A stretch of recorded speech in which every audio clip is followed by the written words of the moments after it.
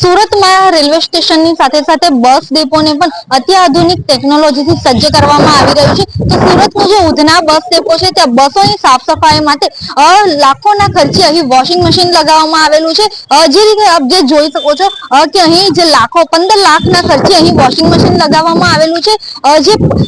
અહીંથી જાણવા મળ્યું તે પ્રમાણે કે 15 દિવસ અગાઉ જ આ 15 લાખનું મશીન જે વોશિંગ મશીન છે જે ખાસ બેંગ્લોરથી મંગાવવામાં આવેલું છે અને અહીં બસની જે સાફ સફાઈ માટે અહીં જે આ મશીનને લગાવવામાં આવેલું હતું, પરંતુ આ 15 લાખના ખર્ચે બેંગ્લોરથી મંગાવવામાં આવેલ મશીન જે 15 દિવસમાં 2 થી 3 વાર બંધ થઈ ચુક્યું છે.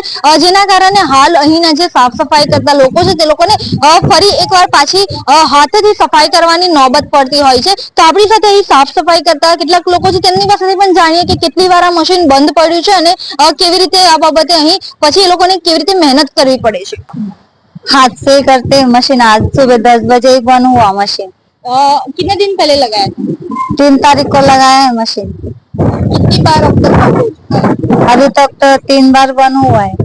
इसके बारे में आपने ऊपर साफ से कुछ हाँ, देखो मैनेजर से बात की है। क्या वो बोले कि रिपेयरिंग वाले आ रहे, बस आगे जो बंद हुआ था तब क्या हुआ था?